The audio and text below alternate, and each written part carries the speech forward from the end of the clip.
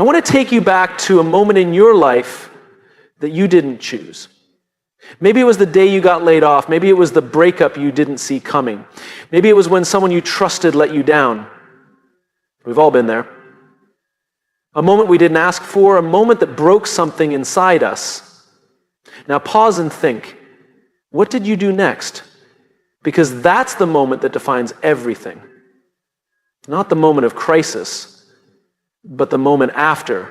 That split second where we either take ownership or we don't. You see, life is messy. It's unpredictable. It doesn't ask your permission before throwing change at you. That's not just how life is. That's how it's supposed to be. The real question isn't whether you'll face difficulty. The real question is, what story do you choose to write with what you've been handed? There's a mindset that changes lives instantly, not in theory, not eventually, but the moment you choose to adopt it.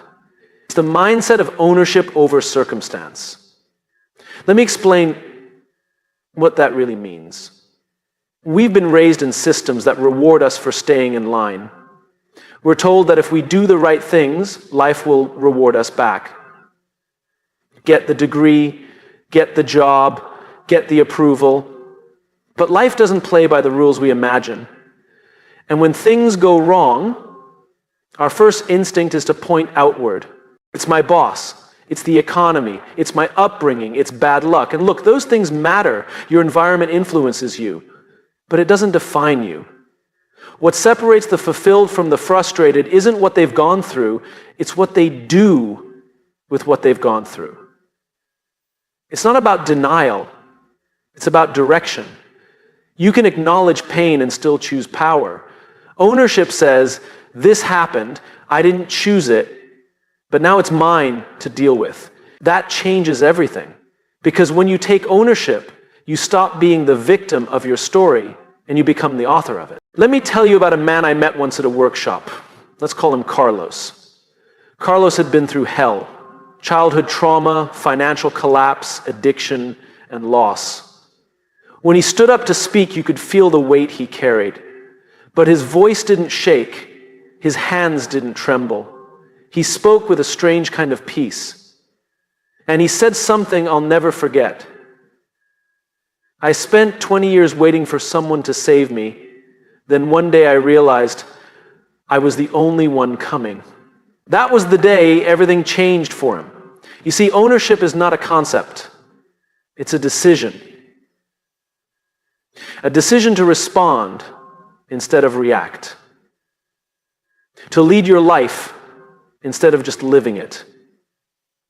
To stop waiting for life to get easier and start deciding that you will get stronger. It doesn't mean you're to blame for everything that happens. It means you're responsible for how you rise from it. There's a quiet kind of power in that, because when you stop assigning blame, you start reclaiming energy. And energy is the fuel of transformation. Think about it. How much time have we all wasted ruminating on the why something happened instead of focusing on what now? Ownership is the shift from explanation to execution. It says, yes, that was unfair. Yes, I wish it was different, but I'm not waiting anymore. I'm building. I'm choosing. I'm moving forward. It's uncomfortable, yes, because once you accept that you're in charge of your life, you no longer have excuses. But that's also where your freedom begins. When you take ownership, you start showing up differently in relationships. You stop expecting others to complete you and start meeting them from a place of wholeness. You start setting boundaries. You start leading with integrity, not insecurity. In your career, ownership makes you proactive instead of reactive. You stop waiting for direction and start creating impact. Leaders are not those who have the most power, they're the ones who take the most responsibility. Even in your health, your mindset shifts. It's no longer about discipline forced from outside. It becomes a matter of internal alignment. This is my body, my mind, my energy. I will care for it not because I have to, but because I choose to. That's the kind of mindset that moves mountains. But let me be clear. Ownership is not a one-time choice. It's not a motivational burst. It's a daily decision. Every morning, you get to decide, will I hand over my power to my circumstances or will I reclaim it? And every day you choose ownership, you strengthen your identity. You begin to see yourself not as someone life happens to, but as someone who shapes life, even in the storm. We don't become powerful when we win. We become powerful when we refuse to give up in the face of things we can't control. That is what builds character. That is what builds peace. That is what builds a meaningful life. So the next time something goes wrong, and it will, pause, breathe. Ask yourself, what would it look like to take full ownership of this moment? Then do it. Act. Lead. Take the first step. Because the truth is, your life doesn't change when the world gets easier. It changes the moment you decide that the world doesn't get to dictate who you are. That mindset of radical ownership can shift everything instantly. And when you carry it with you, through success and struggle alike, you stop chasing power and start living with it. And that changes everything. We live in a world obsessed with results. It's everywhere. Likes, followers, titles, salaries, scores, promotions, outcomes. From the time we're children, we're taught to chase the finish line. Win the trophy, they said. Get the grade. Then later it becomes get the house, get the car, get the position. And somewhere along the way, we start defining our worth by how far ahead we are or how far behind. But the truth is, this obsession with the outcome is exhausting, and worse, it's hollow. Because no matter how much we achieve, the feeling of not enough comes back. It always does. The goalpost moves. You reach the summit only to find another one in the distance. But there's another way to live. A mindset that doesn't wait until the end to feel proud. A mindset that doesn't depend on applause or recognition to feel valuable. It's a mindset that flips the entire script. Fall in love with the process. I remember meeting a young athlete, maybe 22. He was disciplined, focused, incredibly talented, but something was off. He was burnt out, not because he didn't love the sport, but because he felt like every game, every play, every move was a test, a pass or fail. He was chasing perfection, chasing numbers.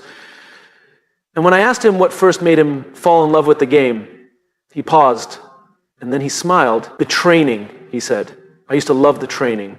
The smell of the gym, the sound of my shoes on the floor, the rhythm of getting better. And that was the moment. The process. That's what he had lost. And that's what he needed to return to. You see, when we measure our value by the outcome, we become transactional with our lives. We start showing up only when there's a prize at the end.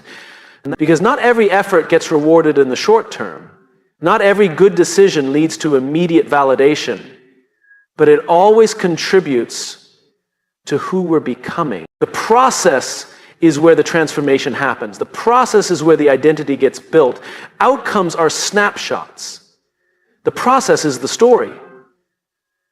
I once read a story about a violinist who practiced alone in a basement for 10 years, not for fame, not for an audience, but because the practice itself made her feel alive. The outcome wasn't guaranteed, but the process, those hours of focus and flow, that's what shaped her. We need to stop asking, what will I get if I do this? And start asking, who will I become if I keep doing this? It's a different question. And it leads to a different life. When you fall in love with the process, you're no longer fragile. You don't break down every time progress is slow. You don't quit just because recognition is delayed. Because you're not working for a moment, you're working for meaning. Think about the people who consistently grow, who build, who improve, who become leaders worth following. They have something in common. They've learned to find joy in the effort itself. The result is a bonus. But the work, the journey, that's where they come alive. And yes, it's countercultural. because culture says, don't waste time unless it guarantees success. But that mindset kills passion. It kills curiosity. It kills mastery. Some of the most meaningful achievements in life take years before they bloom. And if we're only obsessed with the fruit, we'll never commit to planting seeds. There's something sacred in waking up each day and deciding to show up, even when no one is clapping. There's something noble in practicing when no one is watching. There's a quiet strength in devotion, doing the right thing, not because it's easy or fast, but because it's right. We all admire those who stay the course, the ones who push through when it gets boring, when it gets hard, when the reward isn't obvious. But here's the truth. They aren't superhuman. They've simply chosen to fall in love with the work. And that mindset protects them from discouragement, because their sense of purpose isn't tied to outcome, it's tied to effort. In relationships, the same principle holds. It's easy to get caught up in expectations. What do I get out of this? But the real beauty is in choosing to be present, to serve, to grow together, not because you're owed something, but because it's worth building. Love, like mastery, lives in the daily practice. In business too, the process matters more than the promise. You don't build trust overnight. You don't build impact in one move. The businesses that last are the ones that commit to integrity in every decision, even when the numbers aren't immediate. They know something others forget. Process compounds. Devotion to process builds character. It creates emotional resilience. It teaches patience, humility, consistency, and grit. Those are the qualities that change lives, not overnight success. I get it. Results matter. They do. But they're only part of the picture. The bigger part is who you become in pursuit of them. Because the truth is, most people don't fail because they're not talented. They fail because they didn't commit long enough to the process that would have unlocked that talent. When you shift your mindset from outcome to process, your entire relationship with growth changes. You start seeing every setback as a lesson, not a loss. You start seeing each day not as a test, but as a training ground. You start to trust the slow burn. And over time, something magical happens. The results start to come not because you chased them. So the next time you catch yourself asking, what's the point if it's not working yet? Remind yourself, this moment is the point. This repetition, this effort, this focus. That's where greatness is born. If you want a mindset that will change your life immediately, choose this one. Stop chasing the trophy. Start honoring the training. Don't measure your day by what you achieved. Measure it by how fully you showed up to the process. That's where the change begins. Not someday, not later, now. There's a pattern I've noticed over the years, one that shows up in athletes, artists, entrepreneurs, students, leaders. It's this subtle, dangerous waiting game. They tell themselves, one day I'll be confident. One day I'll feel like I'm ready. One day I'll step into who I'm meant to be. But here's the hard truth. There is no one day. There's only now. The people we admire most aren't waiting for a moment of transformation. They're acting from it before it even arrives. Most people are stuck in a loop. They believe they need to achieve something before they can become something. Once I lose weight, I'll feel healthy. Once I get the promotion, I'll feel like a leader. Once I launch the business, I'll be an entrepreneur. But that mindset traps you because you're always reaching, never becoming. The mindset that changes everything immediately is the opposite. Instead of chasing the outcome, you adopt the identity. You don't wait to feel like the person you want to be. You decide to become that person now. Let me tell you a story. A few years ago, I met a man who'd just run his first marathon. He wasn't a professional athlete. He wasn't even particularly fit when he started. He was an accountant, a father, a regular guy. But when I asked him what the hardest part was, he didn't talk about race day. He didn't talk about the long runs or the blisters. He said the hardest part was convincing himself that he was a runner before he'd ever run a mile. And I didn't believe I was that kind of person, he said. I kept saying, I'll call myself a runner when I run a half marathon. Then it became, once I run a full one. But the shift happened when I woke up one day, put on my shoes, and said out loud, I'm a runner. That's the day everything changed. He became the identity before he had the outcome. And it worked. Not because he tricked himself, but because identity shapes behavior. Once he saw himself differently, he started showing up differently. That's what most people don't realize. We think action creates identity, but identity also creates action. It's a loop, and it works in both directions. If you want to write a book, don't wait until you get published to call yourself a writer. Start writing, start thinking like a writer, start structuring your day like one. Wake up early and protect your creative time like your life depends on it, because in a way it does. That identity shift will drive the habits that eventually create the outcome. This is the reason people struggle with consistency. They try to change what they do without changing who they believe they are. They say, I'm trying to get fit, instead of I'm someone who values health. They say, I'm trying to wake up early, instead of I'm the kind of person who starts their day with intention. Language matters. Self-talk matters. Because every time you declare something about yourself, your actions begin to align with that belief. I once worked with a leader who was struggling with confidence. He'd just been promoted, and despite his title, he felt like an imposter. He kept saying, I don't feel like a real leader. And so he acted cautiously. He second-guessed himself. He avoided tough conversations. But here's what we did. We didn't try to fix his leadership skills. We worked on his identity. We had him write a letter to himself. Not from the version who felt unsure, but from the version who had grown into that leadership role. The version who had already become the kind of leader others trusted and followed. He read that letter every morning. And slowly, something shifted. He didn't wait for permission to lead. He started leading. And people noticed. Identity isn't about pretending. It's about aligning with who you're choosing to become. You don't become successful and then feel worthy. You decide you are worthy. And that identity fuels the actions that lead to success. This mindset shift is immediate. You don't need to wait until the world sees you differently. You need to see yourself differently. And yes, this requires courage. Because when you step into a new identity, the world might not catch up right away. People might still see the old version of you. They might question your change. That's okay, because you're not doing it for them. You're doing it for who you're becoming.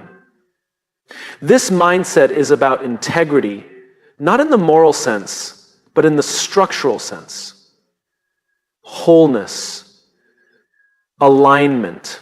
When your thoughts, words, and actions all reflect the identity you've chosen, life begins to feel lighter, clearer. You don't waste energy pretending. You're not chasing, you're expressing. So what do you do with this? You ask a simple but profound question. Who is the person I want to become? Not the job title, not the bank balance, but the kind of person. And then you start behaving like that person today, before the accolades, before the evidence, before the outcome. Because becoming isn't something you wait for, it's something you live. You start eating like someone who loves their body. You start working like someone who takes pride in excellence. You start speaking like someone who values clarity and truth. You show up like someone who already believes they belong. And over time, people will begin to treat you that way too. Because they're responding to who you are, not who you used to be. This mindset changes lives. because it eliminates the gap between now and later. It replaces waiting with becoming, and that is powerful. So whatever goal you've been waiting to pursue, whatever version of yourself you've been postponing, stop waiting. Step into it. Let today be the day you stop saying, I will be, and start saying, I am. Because the moment you adopt the identity of who you're becoming, you begin to act like them. And once you start acting like them, it's only a matter of time before you become them. And that, right there, is when life changes. Immediately, when something goes wrong, most people do the same thing. They point the finger at others or at themselves. Sometimes both. We default to judgment. We analyze, criticize, and pick everything apart. And we do it not because we're bad people, but because it gives us the illusion of control. If I can find someone or something to blame, I can make sense of what happened. But judgment doesn't help us grow. Curiosity does. There's a mindset shift that, once embraced, changes the entire direction of your life. It's the choice to be curious instead of critical. And this one shift, it can unlock opportunities, relationships, even self-worth. Because curiosity invites learning. Criticism shuts it down. I remember watching a young leader deliver a presentation that didn't land. The data was solid, the preparation was there, but the room didn't respond. Afterwards, he came to me, head down, voice low. I blew it, he said. I knew I wasn't good enough for this role. I stopped him right there, not because he was wrong to feel disappointed, but because of the story he was telling himself. He wasn't reflecting, he was attacking. So I asked him a question. What if instead of asking yourself, what did I do wrong, you asked, what could I learn from this? He looked up, confused, but something in that question made him pause, made him breathe. And in that moment, something cracked open. Not because he suddenly had all the answers, but because he created space to find them. That's what curiosity does. It creates space. Judgment closes doors, curiosity opens them. When we lead with criticism, we create fear. Inside ourselves and around us, people shut down. Growth becomes risky because the cost of getting it wrong is shame. But when we lead with curiosity, we create permission. Permission to ask questions. Permission to explore. Permission to not know yet. Curiosity turns failure into feedback. It transforms discomfort into discovery.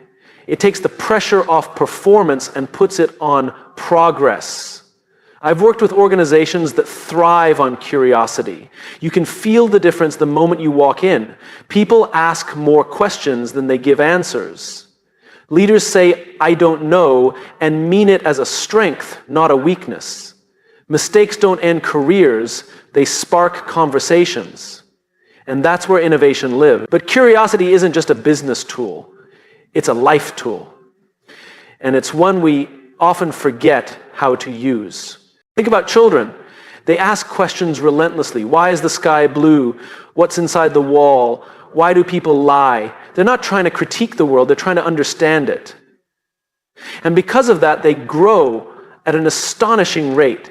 They learn language, emotions, motor skills, social dynamics, sometimes all in the same afternoon.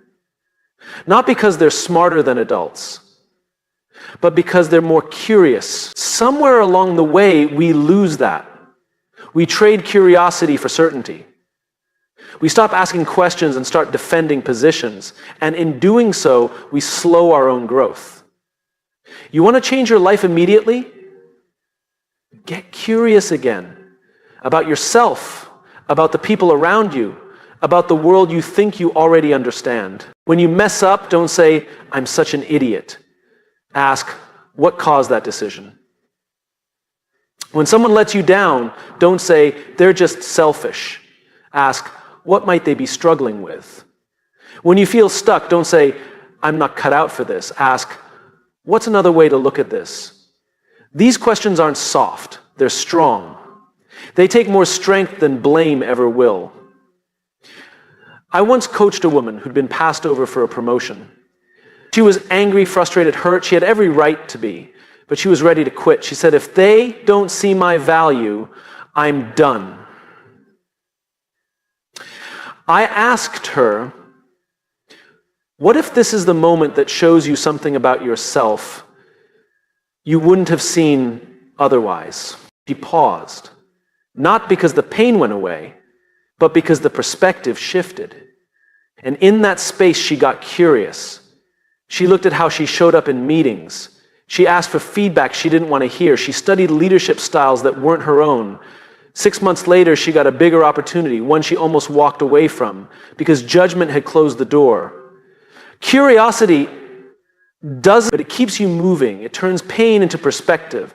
And when we turn that mindset inward toward ourselves, it becomes even more powerful. Most of us are our own worst critics. We dissect our flaws. We rehearse our failures. We carry guilt like a second skin. But judgment won't get you unstuck. Compassion paired with curiosity will. Try asking yourself this: if I were someone I loved, how would I treat me right now? Then listen, not with defensiveness, not with excuses, just with honesty. That's what growth sounds like. This mindset also transforms relationships. It changes conflict. Instead of assuming intent, you ask for it. Instead of labeling behavior, you ask about the story behind it.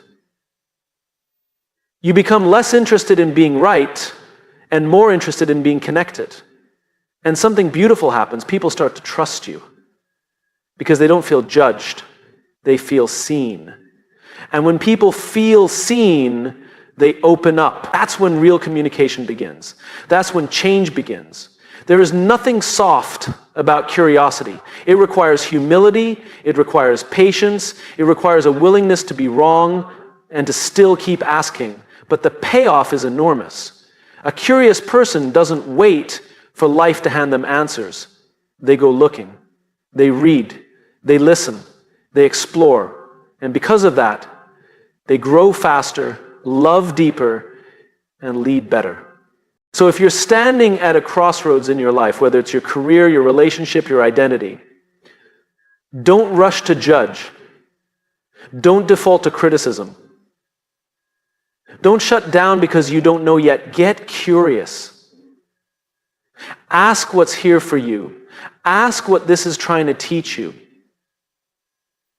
Ask what you haven't yet seen, because that simple shift from judgment to curiosity can unlock everything. And the moment you choose it, your life starts to change. Immediately, there's a strange thing about motivation. It doesn't always show up when you need it. Some mornings you wake up and you're ready to take on the world. Other days, the same goals feel heavy. You look at your to-do list, your commitments, your promises to yourself, and none of it feels urgent. None of it feels worth the effort. The mood's just not there. And that's the trap. Because if your life is built around how you feel in the moment, you'll always be chasing consistency and never quite finding it.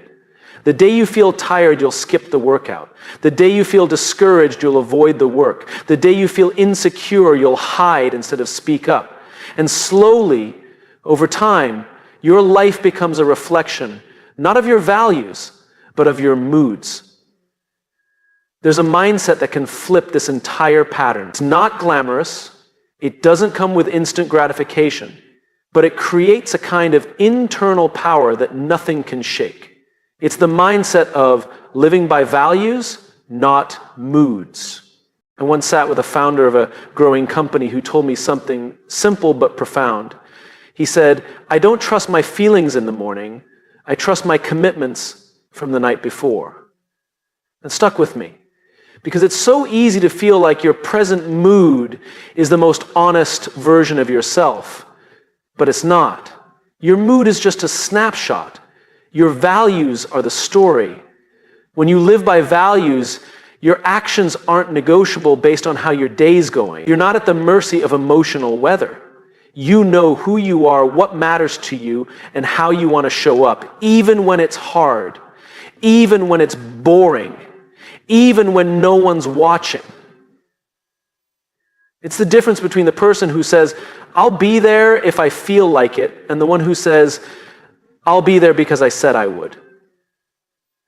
One is a servant to comfort, the other is a servant to integrity. I met a woman years ago who trained for a triathlon while raising 2 kids, working full-time, and recovering from a serious injury.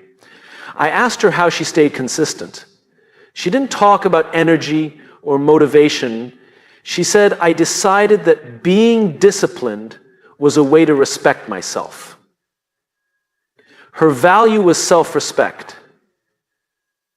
That's what she showed up for. Not the medal, not the applause. Her decision to train every morning had nothing to do with how she felt at 5 a.m. It had everything to do with who she wanted to be. We underestimate how powerful it is to build our lives around principles, not goals, not moods, principles. Think about trust. It doesn't come from one big emotional moment. It comes from consistency, from being reliable, from showing up the same way regardless of the mood you're in. The leader people trust isn't the one who's most charismatic on their best day. It's the one who holds the line, who treats people with respect whether they're feeling confident or exhausted. You become dependable not by managing your emotions, but by submitting them to something greater, your values. And the same goes inward. The way we talk to ourselves on our bad days says more about our character than anything we do on our good days. If your value is kindness, that has to apply even when you're disappointed in yourself. If your value is courage, it has to show up even when your knees are shaking. That's what integrity looks like. Not perfection, but alignment. Living by values doesn't mean ignoring your feelings. Feelings are important messengers. They reveal what you care about. They tell you where something's off. But they're not always reliable guides. They're visitors, not rulers. Values are the foundation you stand on while your moods pass through. And here's the beautiful part. The more you live by values, the more stable your life becomes. Not boring, stable. You know what you'll do when the pressure's on. You know how you'll treat people when things go wrong. You know how you'll show up when no one's clapping. It's why people with strong values often appear calm in chaos. It's not that they feel calm, they're just anchored. And when you're anchored, you don't need every situation to be perfect. You bring your stability into the storm. I worked once with a team that had been through massive disruption, layoffs, reorganization, leadership changes. The teams that survived weren't the ones who had the best systems. They were the ones who had values they practiced out loud. Transparency, respect, adaptability. They reminded each other every single week what they stood for. And that culture kept them from falling apart when everything else did. Now bring it back to your life. What are your values? Not the ones you think sound good, but the ones you actually want to live by, the ones you want your future self to thank you for. Write them down, 1 sentence each. And then the harder part, build your days around them. If your value is growth, keep learning even when no one's grading you. If your value is courage, speak the truth even when your voice shakes. If your value is integrity, follow through even when it's inconvenient. If your value is compassion, stay kind even when you're frustrated. That's how transformation begins. Not through some lightning bolt of inspiration, but through quiet alignment between what you believe and what you do. The people who change the world don't feel like heroes every day. They feel doubt, they feel fear, they feel exhaustion, but they keep showing up anyway. Because their lives aren't built on how they feel in the moment. Their lives are built on who they've chosen to be. You can choose that too. Right now, without changing your job, your title, your bank account, or your surroundings. You can choose a mindset where values win over moods, where direction beats distraction, where who you are is more important than how you feel. Because the moment you stop negotiating your actions with your emotions and start aligning them with your values, is the moment your life begins to change. Immediately.